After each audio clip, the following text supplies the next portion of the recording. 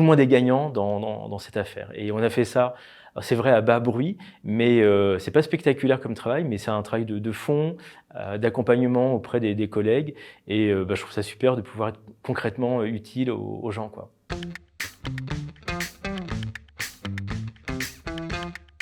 Moi, vraiment, là où je suis vraiment utile, c'est dans l'accompagnement individuel des collègues parce qu'ils sont la plupart du temps en classe. Donc, leur quotidien, c'est la pédagogie, d'être auprès des enfants. Et les textes administratifs, le jargon technique, c'est pas leur préoccupation et ils maîtrisent pas.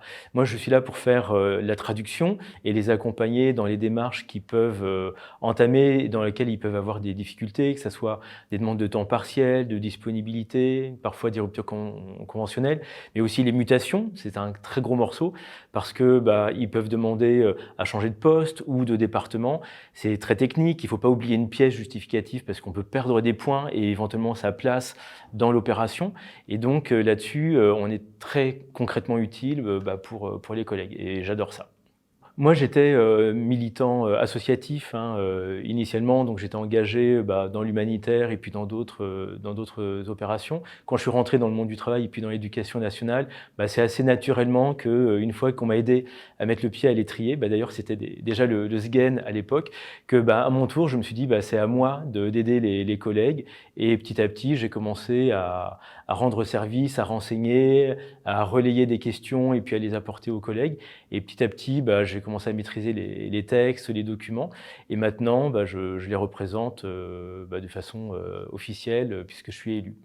Et j'ai un exemple très récent d'une collègue qui avait besoin de pouvoir changer de département suite à une évolution personnelle.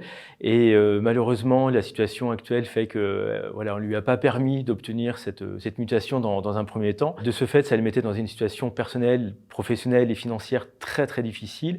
On l'a accompagnée sur un recours où on est remonté à la charge à 3 reprises.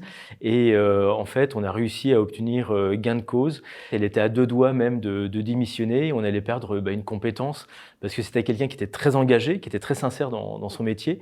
Et l'institution allait perdre quelqu'un de précieux. Et elle a son nouveau département, elle est épanouie dans son nouveau poste, elle est ravie. Et en fait, tout le monde est gagnant dans cette affaire. Et on a fait ça, c'est vrai, à bas bruit, mais c'est pas spectaculaire comme travail, mais c'est un travail de fond, d'accompagnement auprès des collègues. Et je trouve ça super de pouvoir être concrètement utile aux gens, quoi. Moi, j'exerce dans un département qui est immense. Il y a 9000 profs des écoles dans le seul département des Yvelines. Il faut imaginer que sur mon académie, qui est celle de l'académie de Versailles, il y a autant d'agents que, par exemple, un pays comme la Grèce ou la Belgique. Voilà. Mais on n'a pas derrière les infrastructures administratives pour, en termes de ressources humaines et encadrement, accompagner les collègues. Et tout ça, c'est le travail des syndicats d'accompagner les gens. J'ai des exemples, par exemple, de collègues qui interrogent leur employeur, leur gestionnaire sur des indus de paiement pendant plusieurs semaines, plusieurs mois. Ils n'ont pas de réponse. Quand j'interviens, c'est traité dans la semaine. Donc si en face de l'administration, il n'y a pas un interlocuteur qui fasse le poids, qui soit un syndicat, qui soit le SGEN, qui soit la CFDT, les collègues ne pourraient pas être représentés et défendus.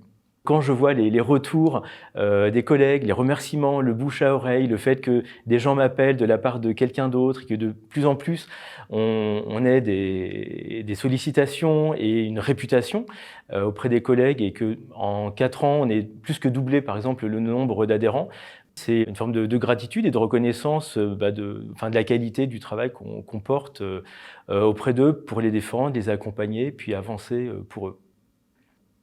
Ce qui est vraiment important, c'est que les gens votent pour le SGEN CFDT parce que c'est les voix qui nous donneront les moyens de continuer à les accompagner et à les aider et à faire un syndicalisme qui ne soit pas de posture, mais voilà, qui soit concrètement de terrain pour les collègues.